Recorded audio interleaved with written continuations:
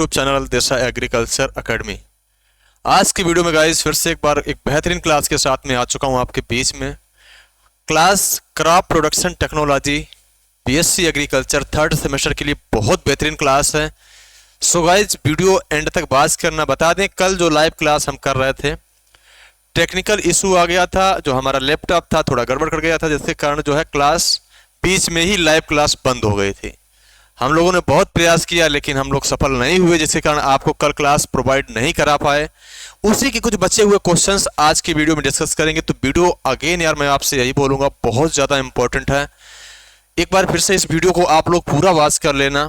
यकीन मानिएगा ये वीडियो आपके पेपर में रंग लाने वाली है। तो कंटिन्यू करते हैं क्लास को गाइज। क्वेश्चन नंबर फर्स्ट क्या है देखते हैं प्यारे बच्चों। पहला क्वेश्चन है मूंगफली में पेगिंग अवस्था बुवाई के कितने दिन बाद आती है। यानी जो पेगिंग अवस्था मतलब बच्चों क्या होता है, पहले हम जानेंगे पेगिंग का मतलब क्या होता है। प्यारे बच्चों जो पेगिंग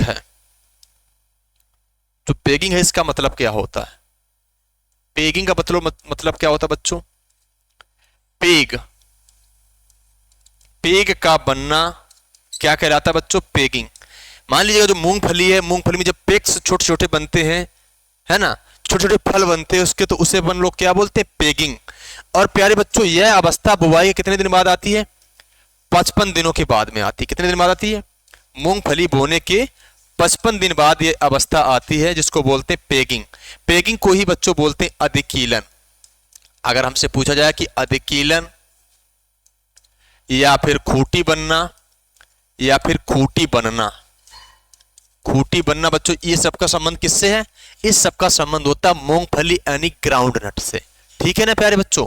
तो करेक्ट ऑप्शन नंबर ए हो जाएगा, यानी 55 दिन बिल्कुल सटीक राइट उत्तर है। यानी जो मूंगफली है इसमें पेगिंग अवस्था बुवाई के 55 दिन के बाद में आती है बच्चों। ठीक है, क्लियर है माय पॉइंट, कोई दिक्कत नहीं, किसी को कोई परेशानी नहीं है। क्वेश्चन नंबर 2 की तरफ चलते हैं। बेहतरीन तरीके से क्लास को कंटिन्यू करते हैं और आप लोग पूरा वीडियो वॉच करना। क्वेश्चन नंबर 2 मोस्ट इंपॉर्टेंट, सफेद गीडार कीट किस में लगता है। प्यारे बच्चों देख सकते हो आप लोग 2017 में ये प्रश्न आपसे पूछा गया था कि जो सफेद गीडार है ये कीट किस फसल में हानि पहुंचाता है। आपके सामने 4 ऑप्शन गिवन है, मूंगफली, धान, ज्वार या अरहर। प्यारे बच्चों हम अगर बात करें कि अरहर का मुख्य कीट बच्चों क्या है, जो अरहर है इसका प्रमुख कीट क्या है, तो देख लेते हैं हम लोग। जो अरहर है इसका प्रमुख कीट बच्चों क्या है, माइट। यानी अरहर में जो है माइट भी बहुत ज्यादा हानि पहुंचाता है। ज्वार की प्यारे बच्चों बात करें, सोरगम सूट फ्लाई। क्या जो ज्वार की कीट होती है प्रमुख कौन सी है बच्चों, sorghum shoot fly. Sorghum shoot fly, ठीक है ना। धान की बच्चों बात करें हम, गंधी बग। जो धान है इसका भी एक बहुत अच्छा कीड़ा है, बहुत इंपॉर्टेंट कीड़ा है बच्चों, गंधी बग। अगर आपसे पूछा जाए कि गंधी बग कीट किस में लगता है तो आपको बताना है धान। इसके बाद प्यारे बच्चों सैनिक कीट भी किस में लगता है, सैनिक कीट। जो सैनिक कीट है बच्चों ये भी किस में लगता है, ये भी लगता है धान में लगता है। ठीक है ना। और जो सफेद गीडार है जिसको अपन लोग बच्चों क्या बोलते हैं, व्हाइट ग्रब, इसी कीट को हम लोग क्या बोलते हैं, इसी कीट को अंग्रेजी में प्यारे बच्चों बोलते हैं व्हाइट ग्रब। जो व्हाइट ग्रब है यह कीट किस में लगता है, मूंगफली में लगता है। तो ऑप्शन नंबर ए करेक्ट है। इस प्रश्न का भी जो राइट उत्तर है ऑप्शन नंबर ए करेक्ट है। बहुत अच्छे अच्छे प्रश्न लेके आपके बीच में आए हैं।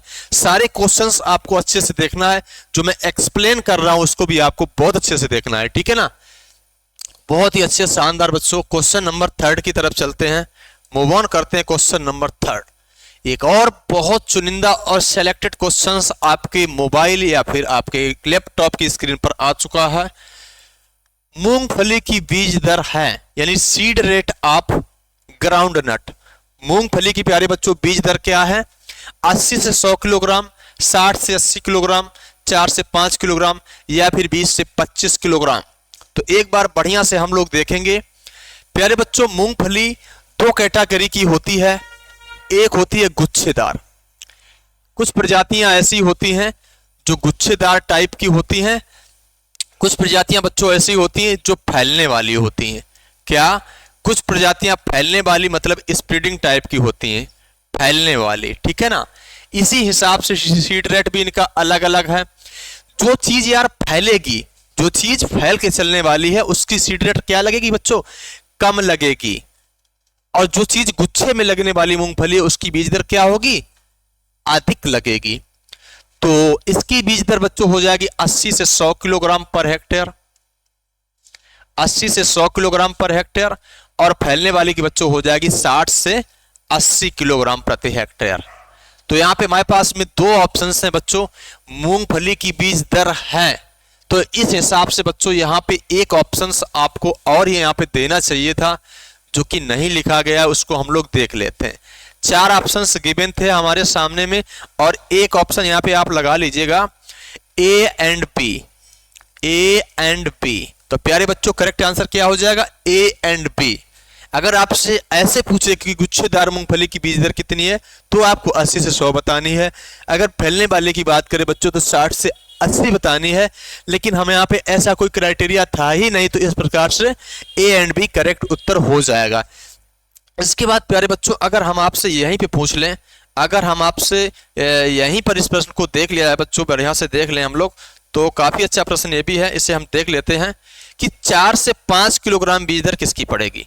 तो जो अपना बाजरा है यार, जो बाजरा की सीड रेट कितनी होती है बच्चों, 4 से 5 किलोग्राम। वहीं पर 20 से 25 की बात करी जाए तो शंकर मक्का की अगर आप खेती करना चाह रहे हैं, शंकर मक्का की बच्चों, किसकी, शंकर मक्का की अगर आप खेती करना चाह रहे हैं, तो 20 से 25 किलोग्राम सीड रेट आपसे पड़ने वाली है। तो काफी इंपॉर्टेंट और इंटरेस्टिंग पॉइंट था, इसको आप बढ़िया से याद कर लेना, बेहतरीन तरीके से बच्चों याद कर लेना। बहुत उम्दा क्लास रहने वाली है आप सभी के लिए। एक एक क्वेश्चंस को आप लोग बेहतरीन तरीके से जो है तैयार कर लेना। अब हम बढ़ते हैं क्वेश्चन नंबर 4 की तरफ बच्चों। क्वेश्चन नंबर 4 आपके मोबाइल की स्क्रीन पर है। क्वेश्चन नंबर 4 नंबर आपके मोबाइल की स्क्रीन पर है, ठीक है ना। चलिए 4 नंबर बच्चों है, जीनिया का संबंध किससे होता है। ये काफी इंपॉर्टेंट और टिपिकल पॉइंट आपके एग्जाम के पॉइंट ऑफ व्यू से, जीनिया का संबंध किससे है, जीनिया का संबंध किससे है। प्यारे बच्चों कुछ टर्म होते हैं जैसे मेटाजीनिया। अगर आपसे पूछा जाए कि मेटाजीनिया का संबंध किससे है, मेटाजीनिया का, तो प्यारे बच्चों जो मेटाजीनिया का संबंध है किससे है, एक तो होता है खजूर से होता है बच्चों, खजूर यानी डेट पाम से होता है। और दूसरा होता है जो कद्दू वर्गीय सब्जियां होती हैं, जो कद्दू वर्गीय सब्जियां हैं, जो कद्दू वर्गीय प्यारे बच्चों वेजिटेबल हैं, जो कद्दू वर्गीय सब्जी होती हैं, उसमें भी पाई जाती मेटाजीनिया। और प्यारे बच्चों जो जीनिया है ये पाई जाती मक्का में। तो ऑप्शन नंबर ए करेक्ट है प्यारे बच्चों, ऑप्शन नंबर ए करेक्ट है। साथ ही साथ में अगर हम बात करें कि गेहूं में कौन सी प्रोटीन पाई जाती है, गेहूं में कौन सी प्रोटीन पाई जाती है, तो उसका नाम बच्चों क्या है, ग्लूटीन। गेहूं में कौन सी प्रोटीन है बच्चों, ग्लूटीन प्रोटीन गेहूं में है। और खजूर की बारे बच्चों बात करें, खजूर की बात करें तो खजूर कैसा प्यारे बच्चों, एक तो एक बीज पत्री होता है, एक तो एक बीज पत्री होता है खजूर, एक तो एक बीज पत्री खजूर होता है। उत्पत्ति स्थान इसका काफी कंफ्यूजन में करता है, तो प्यारे बच्चों इसका उत्पत्ति स्थान इराक माना जाता है, इसका उत्पत्ति स्थान इराक माना जाता है। वैज्ञानिक नाम की बात करी जाए बच्चों तो क्या, फोनिक्स डेक्टाइलिफेरा। वैज्ञानिक नाम की बात करी जाए तो फोनिक्स डेक्टाइलिफेरा, फोनिक्स डेक्टाइलिफेरा यहाँ पे करेक्ट आंसर हो जाएगा, ठीक है ना। इस हिसाब से प्यारे बच्चों ऑप्शन नंबर ए हमारा राइट है। अब हम बढ़ते हैं क्वेश्चन नंबर 4 की तरफ। क्वेश्चन नंबर 5, यह साराई विधि से बीज दर क्या पड़ने वाली है। छत्रपति साहू जी महाराज यूनिवर्सिटी कानपुर में ये क्वेश्चन पूछा था कि 5 से 6 किलोग्राम, 18 से 20 किलोग्राम, 25 से 30 किलोग्राम या फिर 4 से 5 किलोग्राम। डियर स्टूडेंट इस प्रश्न का राइट जवाब क्या होगा, ऑप्शन नंबर, बाद में बताएंगे कौन सा ऑप्शन सही है, पहले कुछ इससे मिलते जुलते पॉइंट के बारे में हम जान लें बच्चों। अगर बात करिए जो बाजरा है, बाजरा की सीड रेट कितनी है बच्चों, 4 से 5 किलोग्राम। मैं कह दूं बाजरा किस राज्य में ज्यादा होता, आंसर है राजस्थान। उत्तर प्रदेश के किस मंडल में बाजरा ज्यादा होता है, यूपी के किस जगह पे बाजरा ज्यादा होता है, तो आगरा मंडल में। आगरा मंडल में बाजरा की खेती बहुत अच्छी तरीके से करी जाती है, सबसे ज्यादा करी जाती है, ठीक है ना, बिल्कुल बहुत ही अच्छे शानदार बहुत ही अच्छे शानदार। ठीक है, 25 से 30 किलोग्राम की बात की जाए बच्चों तो वर्सीम, वर्सीम की सीड रेट कितनी होती है? जो वर्सीम है 25 से 30 किलोग्राम है इसकी सीड रेट। ठीक है ना। इसके बाद प्यारे बच्चों हम बात करेंगे अगर अगर डिबलर मेथड के द्वारा आप गेहूं की बुवाई करें, अगर डिबलर विधि से आप गेहूं की बुवाई करें तो बच्चों बीज दर कितनी पड़ने वाली है? तब भी बीज दर हमारी पड़ेगी 25 से 30 किलोग्राम। ठीक है ना। और प्यारे बच्चों अगर हम बात करें पालक की कि पालक की सीड रेट क्या रहने वाली, तो भी आंसर 25 से 30 किलोग्राम। 18 से 20 किलोग्राम बात की वजह करी जाए बच्चों तो संकुल मक्का, संकर नहीं है, संकुल मक्का। ठीक है ना, संकर मत समझना आप। संकुल मक्का यानी कंपोजिट मक्का की बीज दर कितनी है? 18 से 20 किलोग्राम। प्यारे बच्चों बच गया SRI विधि, इससे बीज दर पड़ती है 5 से 6 किलोग्राम। इससे बीज दर पड़ती है 5 से 6 किलोग्राम। अगर पूछा जाए कि SRI विधि जो है भारत में कहां से, भारत में किस देश से आई? जो SRI विधि है वो इंडिया में किस देश से आई बच्चों? इंडिया में किस देश से आई? तो मेडागास्कर अफ्रीका से। मेडागास्कर अफ्रीका, जो मेडागास्कर अफ्रीका है यहां से जो है सीरी विधि इंडिया में आई। और सीरी विधि का प्यारे बच्चों संबंध किससे है? सीरी विधि का संबंध है धान से। धान की नर्सरी तैयार करने की एक विधि होती है सीरी विधि। इसका पूरा नाम की बात करें तो system of rice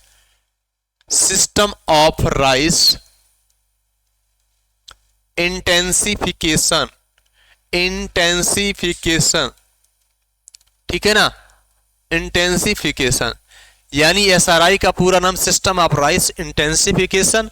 Madagascar Africa से जो है यह विधि कहां पे आई थी? भारत में आई। किस देश में बच्चों आई? भारत में आई थी। ठीक है ना। और धान की नर्सरी तैयार करने की बीज दर है, धान की नर्सरी तैयार करने की एक मेथड है। और इससे प्यारे बच्चों कितना है? 5 से 6 किलोग्राम बीज पर हेक्टेयर लगता है। ये काफी इंपॉर्टेंट पॉइंट था एग्जाम के पॉइंट ऑफ व्यू से। क्लास पसंद आए तो आप सभी लोग वीडियो को लाइक भी करेंगे, चैनल को सब्सक्राइब अवश्य करेंगे। साथ ही साथ इस क्लास को अपने दोस्तों में आप जरूर शेयर करना। यह क्लास आपके एग्जाम के लिए रामबाण साबित होने वाली है। क्वेश्चन नंबर 6, अरहर का उकठा रोग किसके द्वारा होता है? NSC की परीक्षा में क्वेश्चन आपसे पूछा गया था कि अरहर का जो उकठा रोग है वो किसके द्वारा होता है? कवक, जीवाणु, निमेटोड, सभी। तो प्यारे बच्चों जीवाणु की बात करी जाए तो fusarium oxysporum, fusarium oxysporum,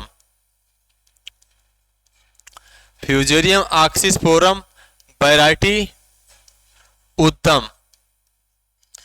variety उद्यम नामक जीवाणु के द्वारा होता है। कौन सा? अरहर का उकठा रोग। ऑप्शन नंबर बी करेक्ट है, ऑप्शन नंबर बी करेक्ट है। प्यारे बच्चों अरहर को जो है अन्य नाम की बात करी जाए, अन्य नाम की, तो इसे क्या बोलते हैं? रेड ग्राम। इसे बोलते हैं रेड ग्राम बोलते हैं बच्चों। इसे ही बोलते हैं पिजन पी के नाम से जानते हैं, इसे ही पिजियन पी के नाम से भी जानते हैं अरहर को। ठीक है ना, अरहर को। बहुत ही बढ़िया शानदार। ICPH 8 एक वैरायटी है जो आपको याद रखनी है। किसकी है? अरहर की फर्स्ट संकर वैरायटी है, अरहर की फर्स्ट हाइब्रिड वैरायटी है। कैसी है बच्चों? अरहर की फर्स्ट हाइब्रिड वैरायटी है। कौन सी? ICPH 8। ये सारे पॉइंट आपको बेहतरीन तरीके से याद करने हैं। ठीक है ना। मूव ऑन करते हैं बच्चों क्वेश्चन नंबर नेक्स्ट की तरफ। रेसे वाली फसल है, यूपी कैडेट एग्जाम्स में ये क्वेश्चन आपके पूछा गया था कि जो रेसे वाली फसल है वो कौन सी है। ठीक है, जूट, पटसन, सनई, सभी। तो प्यारे बच्चों चाहे जूट हो, जूट को किस नाम से जानते हैं बच्चों? Golden fibre. यानी जो जूट है इसको अपन लोग किस नाम से जानते हैं? गोल्डन फाइबर के नाम से, गोल्डन फाइबर के नाम से जानते हैं। ठीक है ना। जूट को, जूट प्यारे बच्चों किस राज्य में ज्यादा होता है? तो जूट जो है प्यारे बच्चों ये पश्चिम बंगाल में ज्यादा इसकी खेती करी जाती है। कहां पे? पश्चिम बंगाल में। इसकी खेती पश्चिम बंगाल में ज्यादा करी जाती है जूट। ठीक है ना। जूट से एक क्रिया संबंधित है जिसका नाम है रेटिंग। आपसे पूछा जाए कि रेटिंग क्रिया किसमें करी जाती है? जूट में करी जाती है। इस क्रिया के लिए टेम्परेचर कितना होना चाहिए? इस क्रिया के लिए टेम्परेचर कितना होना चाहिए? तो 34 degree centigrade. 34 degree centigrade. Jute की फैमिली अगर आपसे पूछी जाए बच्चों क्या है, टिलियेसी। जूट की फैमिली पूछी जाए क्या है, टिलियेसी फैमिली का संबंध किससे बच्चों, जूट से है, ठीक है ना। इसके बाद हम बात करें कपास। कपास भी प्यारे बच्चों रेशे वाली फसल है। कपास भी कैसी फसल है बच्चों, रेशे वाली फसल है, ठीक है ना। कपास भी जो है रेशे वाली क्रॉप्स हैं। इसको बच्चों क्या बोलते हैं, इसको क्या बोलते हैं, इसको बोलते हैं, क्या बोलते हैं इसे, इसे बोलते हैं सफेद सोना। इसे क्या बोलते हैं, इसे बोलते हैं सफेद सोना के नाम से जानते हैं किसको, कपास को। सफेद सोना के नाम से किसे जानते हैं बच्चों, कपास को, ठीक है ना। तो ये भी इंपॉर्टेंट पॉइंट है, इसको भी आपको बढ़िया से याद कर लेना है। एक एक क्वेश्चंस बहुत ज्यादा इंपॉर्टेंट है आपके लिए। अब हम बात करेंगे क्वेश्चन नंबर 8 की तरफ चलते हैं। डिटेसलिंग का संबंध किससे है, जेआरएफ की परीक्षा में प्रश्न पूछा गया था। यानी हम कह सकते हैं कि आज जो हम क्वेश्चंस लेके आए हैं वो प्रीवियस ईयर में आधारित क्वेश्चंस हैं एग्रोनॉमी के, जो कि आपके एग्जाम की डेट से बहुत ज्यादा इंपॉर्टेंट है। तो सारे बच्चे किसी भी एग्जाम्स की तैयारी कर रहे हैं सभी के लिए वीडियो इंपॉर्टेंट है। प्यारे बच्चों, टेसलिंग डिटेसलिंग, ठीक है ना। तो जो मक्का है, यहां पे कुछ बातें हम अच्छे से देखेंगे। यहां पे पहले हम देख लें, जैसे मान लीजिएगा ये मक्का है, ये मक्का है, ठीक है ना, मक्का। इसके नर पुष्प को बच्चों क्या बोलते हैं, जो मक्का का नर पुष्प होगा उसे बोलते हैं टेसल, ठीक है। मक्का के नर पुष्प बच्चों क्या बोलते हैं, टेसल। टेसल प्यारे बच्चों निकलने की क्रिया को क्या बोलते हैं, टेसल निकलने की क्रिया को क्या बोलते हैं, टेसल निकलने की क्रिया को क्या बोलते हैं, टेसल निकलने की क्रिया को बोलते हैं बच्चों टेसलिंग।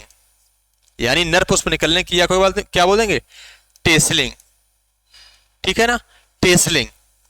और प्यारे बच्चों इस टेसल को हटाना ही, इस टेसल को रिमूव करना ही क्या कहलाएगा, डिटेसलिंग। क्या कहलाएगा, डिटेसलिंग। समझ गए हमारी बात को, ठीक है ना। और मक्का का प्यारे बच्चों जो मादा भाग है उसे बोलते हैं सिल्क। जो मादा भाग उसे बोलेंगे सिल्क। मादा भाग को क्या बोलेंगे बच्चों, मादा को बोलेंगे सिल्क। तो डिटेसलिंग का संबंध किससे, मक्का से। क्योंकि टेसल का काम क्या होता है, परागण क्रिया संपन्न हो जाए, इसके बाद टेसल को कोई काम नहीं होता है। अगर पौधे में नर भाग बना रहेगा तो जो पोषक तत्व वगैरह उनको खींचता रहेगा, और जो हमारा सिल्क यानी जो भुट्टा बनेगा वो थोड़ा कमजोर होगा, इसलिए टेसल को रिमूव किया जाता है। तो इसी प्रोसेस को बोलते हैं बच्चों डिटेसलिंग। क्लास बढ़िया लगे तो हर एक बच्चा वीडियो को लाइक करेगा, सब्सक्राइब करेगा चैनल को, और कमेंट में अपनी राय जरूर देगा, ठीक है बच्चों। एक प्रश्न और याद कर लो, एक धान की बीमारी होती पानसुख। एक बीमारी धान की पानसुख, जो कि प्यारे बच्चों नाइट्रोजन की कमी से होती है। पानसुख बीमारी जो है किस तत्व की कमी से बच्चों, नाइट्रोजन की कमी से है। और खैरा बीमारी को सब कोई जानता है, खैरा बीमारी को वो जिंक तत्व की कमी से होती है, ठीक है ना। इसके बाद अरहर की उकठा बीमारी बहुत इंपॉर्टेंट है, अरहर का उकठा रोग बहुत इंपॉर्टेंट है। और चना का भी बच्चों उकठा बहुत इंपॉर्टेंट है, जो चना है इसका भी उकठा रोग बहुत इंपॉर्टेंट है। तो ये सारे पॉइंट्स आपको आने चाहिए बढ़िया से, ठीक है। चलिए बच्चों क्वेश्चन नंबर 9 नंबर क्वेश्चन काफी इंपॉर्टेंट है। शंकर कपास के जनक किसको बोलते हैं, और बीएचयू के एग्जाम्स में ये क्वेश्चन डायरेक्ट आपसे पूछा गया था। बीएचयू के एग्जाम में ये क्वेश्चन डायरेक्ट आपसे पूछा गया था कि शंकर कपास के जनक किसको बोलते हैं प्यारे बच्चों। शंकर कपास मींस हाइब्रिड कॉटन। प्यारे बच्चों एक साइंटिस्ट है सीटी पटेल, एक है जीएच सूल है ना, और एक है जीएस खुश है, एक है युवान लॉन्गपिंग। प्यारे बच्चों अगर हम बात करें यहाँ पे, अगर हम बात करें यहाँ पर, अगर हम बात यहाँ पे करें बच्चों तो क्या है, संकर धान के पिता किसे बोलते हैं, जो संकर धान है, जो हाइब्रिड धान है, यानी संकर धान के पिता किसे बोलेंगे, संकर धान के पिता बच्चों किसे बोलेंगे, तो संकर धान के पिता बोलते हैं युवान लॉन्गपिंग को, ठीक है ना। प्यारे बच्चों एक प्रश्न आता है कि सुपर राइस, सुपर राइस शब्द किसने दिया, सुपर राइस शब्द किसने दिया, तो जीएस खुश ने, ठीक है ना। जीएस खुश नामक वैज्ञानिक सुपर राइस शब्द दिया। वही प्यारे बच्चों संकर मक्का, जो हाइब्रिड मेज है, जो संकर मक्का है, जो संकर मक्का है, ठीक है ना। जो शंकर मक्का है इसके पिता बच्चों कौन है? जीएच सूल है। कौन है? जीएच सूल है। सीटी पटेल को बच्चों क्या बोलते हैं? इन्होंने एक वैरायटी हाइब्रिड 4, एक है वैरायटी हाइब्रिड 4, ठीक है ना, जिसको ये क्या है? ये पहली संकर किस्म बच्चों। क्या है? क्या ये प्रथम संकर किस्म है? क्या है ये? ये प्रथम संकर किस्म है। ये फर्स्ट संकर किस्म है। किसकी भैया है? कपास की। किसकी है भैया? कपास की। कपास की पहली संकर किस्म कौन सी है? हाइब्रिड 4। इसका विकास करा था सीटी पटेल ने, इस कारण इनको संकर कपास के जनक के रूप में जाना जाता है। तो ऑप्शन नंबर ए करेक्ट हो जाएगा। राइट उत्तर जाएगा ऑप्शन नंबर ए के साथ में। A will be right answer. A will be right answer. प्यारे बच्चों, अगर हमसे बात करी जाए जो गोल्डन राइस होता है, कौन सा राइस बच्चों? गोल्डन राइस, जिसको बोलते हैं सुनहरा चावल, ठीक है ना। जो गोल्डन राइस है, जो सुनहरा चावल है, इसमें किसकी अधिकता होती बच्चों? जो गोल्डन राइस है, जो गोल्डन राइस है, इसमें बच्चों किस विटामिन की अधिकता होती है? तो विटामिन ए। विटामिन ए की अधिकता होती है किसमें? गोल्डन राइस यानी सुनहरा चावल में। अगर हमसे पूछ दे कि गोल्डन राइस के पिता कौन है बच्चों, अगर हमसे पूछ सकता है प्रश्न कि गोल्डन राइस के पिता कौन है, तो इंगोप्रोटाइकस। इंगोप्रोटाइकस, इंगोप्रोटाइकस यहाँ पे राइट उत्तर है। इंगोप्रोटाइकस, ठीक है ना। तो इंगोप्रोटाइकस क्या बोलते हैं? गोल्डन राइस के पिता। गोल्डन राइस में विटामिन ए की अधिकता होती है। ये सारे पॉइंट्स आपको आने चाहिए। बहुत बेहतरीन क्लास है बच्चों आप सभी के लिए, इसलिए वीडियो कतई स्किप तो करना ही नहीं है, पूरा वीडियो वॉच करना है शुरू से लेके अंत तक। क्वेश्चन नंबर, अब हम बढ़ेंगे 10 की तरफ। क्वेश्चन नंबर 10, कपास में ओटाई प्रतिशत कितना होता है? तो प्यारे बच्चों, सबसे पहले तो हम ये जानेंगे कि ओटाई परसेंटेज होता क्या है। जो ओटाई प्रतिशत है ये होता क्या एक्चुअली में, ठीक है ना। ओटाई परसेंट को ही बच्चों बोलते हैं जिनिंग परसेंटेज। ओटाई परसेंट को क्या बोलते हैं? ओटाई प्रतिशत को क्या बोलते हैं? ओटाई प्रतिशत को क्या बोलते हैं बच्चों? इसका जो सूत्र होता है वो होता है वेट ऑफ लिंट। क्या बच्चों? Weight of lint. Weight of lint और बटा में वेट ऑफ सीड कॉटन। क्या बच्चों? बटा में वेट ऑफ सीड कॉटन गुणा में 100, ठीक है ना। ओटाई परसेंट क्या होता है? वेट ऑफ लिंट, यानी लिंट का वजन कितना है? लिंट में सीड भी शामिल होगा प्लस फाइबर भी शामिल होगा, उसको बोलते हैं लिंट। तो वेट ऑफ लिंट बटा में वेट ऑफ सीड कॉटन गुणा में 100। तो प्यारे बच्चों, जो इसकी मात्रा होती है वो 24 से 43% तक होती है। यानी जो ओटाई परसेंट कपास में होता है वो 24 से 43% होता है। ओटाई प्रतिशत, या फिर इसी को अंग्रेजी में बोल देते हैं बच्चों जिनिंग परसेंटेज। इसी को अंग्रेजी में बोल देते हैं जिनिंग प्रतिशत, इसी को बोलते हैं जिनिंग परसेंटेज। उसका फार्मूला ये है। अगर हमसे बात करें कि कपास जो है प्यारे बच्चों, कपास के जो है एक गांठ का वजन कितना होता है? जो एक गांठ है इसका वजन क्या रहने वाला है? तो प्यारे बच्चों 170 किलोग्राम के आसपास इसकी एक गांठ का वजन होता है। वहीं पर अगर जूट की एक गांठ का वजन पूछे तो कितना होता है? 180 किलोग्राम होता है, ठीक है ना। बहुत ही बढ़िया। रेशा, अगर रेशा बच्चों कैसा है? दूधिया सफेद है। अगर रेशा दूधिया सफेद है तो जो रेशे की क्वालिटी अच्छी मानी जाएगी। अगर रेशा बच्चों कैसा है? दूधिया सफेद। रेशा अगर दूधिया सफेद है, मिल्क जैसा सफेद है बच्चों, तो उसकी क्वालिटी बेस्ट मानी जाएगी, ठीक है ना। अब एक प्रश्न और देख लेते हैं हम लोग। कपास के अंतरराष्ट्रीय तौल की माप। कपास के अंतरराष्ट्रीय तौल की जो माप है वो क्या है बच्चों? कपास के अंतरराष्ट्रीय जो तौल है उसकी इकाई बच्चों क्या होती है? वो कैंडी होती है। वो क्या होती है? वो होती है कैंडी होती है, ठीक है ना। ठीक है ना। कपास के मुख कीट की बच्चों बात करिए तो गुलाबी कीट होता है। कपास के मुख कीट की बात करिए तो क्या है, गुलाबी कीट। ठीक है ना, कपास के मुख्य कीट की बच्चों बात करिए तो क्या है, गुलाबी कीट। ये भी पॉइंट्स आपको आने चाहिए, जो कि बहुत अच्छे प्रश्न है एग्जाम के पॉइंट ऑफ व्यू से। इसके बाद हम मूव करेंगे क्वेश्चन नंबर 11 की तरफ।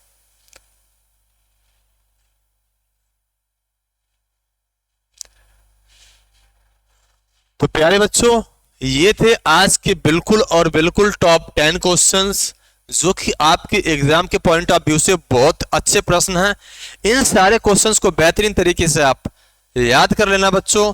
यकीन मानिएगा, जब आप पेपर देने बैठेंगे तो इस क्लास से आपको बहुत ज्यादा लाभ मिलेगा।